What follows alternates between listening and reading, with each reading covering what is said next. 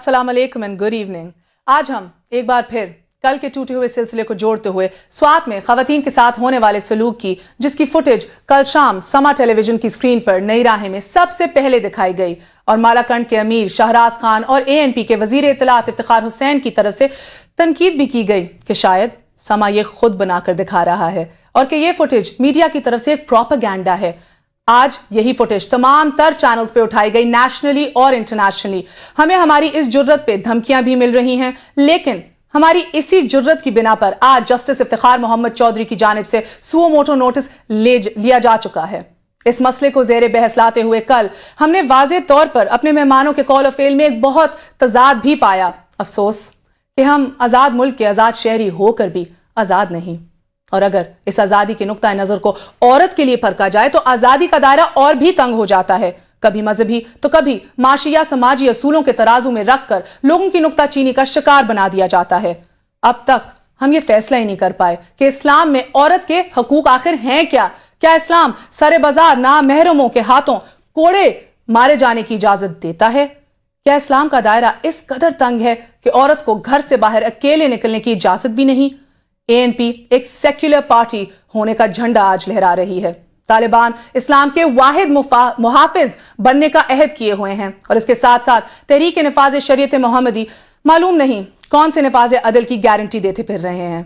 और खैर, आप और मैं कठपुतलियों की तरह तमाशा देखते नजर आ रहे हैं।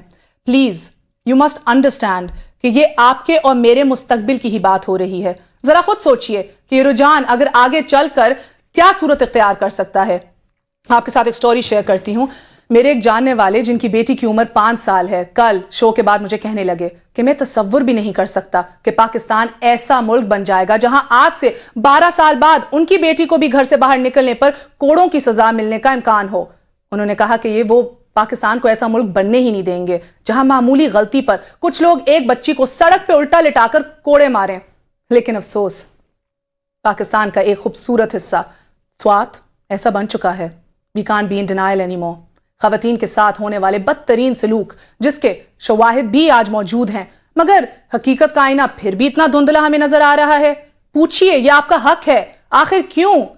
आज इसी मौजू पर गुफ्तगू करने के लिए, कल की गुफ्तगू को आगे बढ़ाने के लिए हमारे साथ मौजूद हैं सेनेटर एंड HRCP के सरबराह सैयद इकबाल हैदर साहब। इनके साथ तशरीफ रखते हैं Islamic scholar doctor Khalid Zaheer Al मौरिद।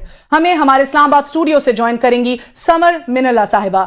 समा के पेशावर स्टूडियोज में तशरीफ रखे हुए हैं मालाकंड के अमीर शहराज खान साहब, जिन्हें हमें कल भी ज्वाइन किया था, और उनके साथ तशरीफ रखती हैं औरत फाउंडेशन की रक्षंदा नाज साहिबा। आप सबकी तशरीफ आवरी का बहुत बहुत शुक्रिया। सबसे पहले खालिद साहब, मैं आपसे शुरू करना चाहूंगी। वो एक खसूसी एक हदीस है जिसका मैं हवाला आपसे लेना चाहती हूँ, जिधर एक अरब की औरत के हवाले से बात की हुई है। आपको पता है मैं किसकी तरफ इशारा कर रही हूँ? नबी सल्लल्लाहु अलैहि वसल्लम ने फरमाया था कि जब इस्लाम अपने पूरे उरूज के साथ सामने आएगा तो अल्लाह ताला वो वक्त भी लाएगा कि जब एक औरत सना से हज़र मौत की तरफ जाएगी और ज़ेवरात से लदी होगी, लेकिन उसको अल्लाह के अलावा किसी और का डर, किसी और का खौफ, कोई फिक्र नहीं होगी, कोई डर नहीं होगी।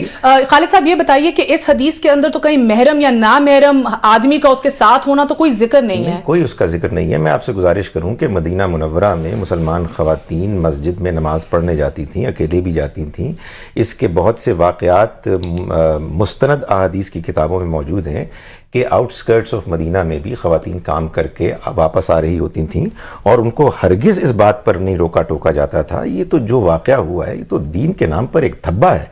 ऐसी कोई चीज़ कि जिसमें एक ख़ातून अपने किसी ज़रूरत के लिए निकलती हैं, अपने किसी मकसद को हासिल करने के लिए, और उनको आप न सिर्फ ये कि रोकते हैं बल्कि उनको बाहर निकलने की पादाश में सज़ा देते हैं। पहले तो ये साबित होना चाहिए कि ये कोई दीन का हुक्म है। दीन में इससे पहले कहाँ इस तरह के वाक़यात आपको कुरान में, हदीस में मिलते हैं? मैं आपसे यही पूछना चाहती हूँ खालिद साहब, you are an Islamic scholar. इस्लाम के अंदर हर चीज़ और हर शख्स के हवाले से सारे अहकामात बिल्कुल वाज़ेह हैं। ये हमारे यहाँ इस्लाम को जब हम बात करते हैं तो हमेशा औरत के हकूक़ के हवाले से कोई भी उलमा कभी भी मुत्तफ़िक हमें नज़र नहीं आए। क्यों? देखिए, मैं आपसे गुजारिश करूँ कि अगर फ़र्ज़ कीजिए कि इत्तेफाक नहीं करते, उससे कोई ख़ास फ़र्क नहीं पड़ता। आप लोग अपने अपने पॉइंट ऑफ व्यू को इख्तियार करें, उसके मुताबिक ज़िंदगी गुजारें। जो मामलात कलेक्टिविटी से मुताल्लिक़ हैं उनको हमारी पार्लियामेंट को डिबेट करना है, اور قانون سازی کرنی ہے اور اس کو نافذ کرنا ہے. کسی ایک فرد کو یا گروہ کو یہ حق حاصل نہیں ہے کہ وہ اپنے مذہبی دینی پوائنٹ آف ویو کو دوسروں کے اوپر امپوز کرے. جو شخص ایسا کرے گا وہ مجرم ہے اور اس کو سزا ملنی چاہیے. میں آپ کے اوپر اپنا پوائنٹ آف ویو امپوز کروں, آپ اپنا دینی نقطہ نظر مجھ پر امپوز کریں, اس کے بعد تو کیوس ہو جائے گا. اس سوسائٹی کے اندر اس چیز کو برداشت نہیں کیا جانا چاہیے, اور میں سمجھتا ہوں اسی وجہ سے یہ جو گھناؤنا جرم ہوا ہے, واقعہ ہوا ہے, اس کا سختی سے نوٹس لینا چاہیے.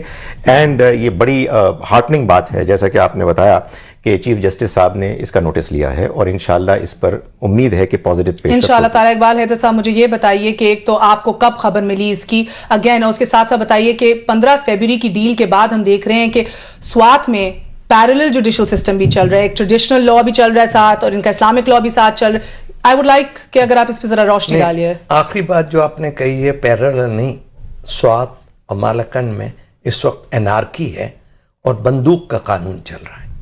وہاں نہ شریعت ہے نہ کوئی قانون ہے, اور سب کچھ دہشت گردوں کے سامنے سرنگوں ہیں. مجھے دیانتداری سے میں کہتا ہوں کہ سما میں مہر بی بی آپ نے بہت اپنی طرف سے ایک جرت مندانہ اور انسانیت دوستی پر مبنی, اور ایون میں یہ کہوں گا پاکستان سے اپنی محب وطنی اور مسلمانوں کے وقار اور نام و نمود کے لیے جو یہ جرت دکھائی کل, وہ اس کی جتنی بھی تعریف کروں کم ہے. کیوں کہ ہم نے کبھی بھی دہشت گردوں کی دہشت کے سامنے آ کر اپنی آواز بند کر لی تو دہشت گردی اور بڑھے گی.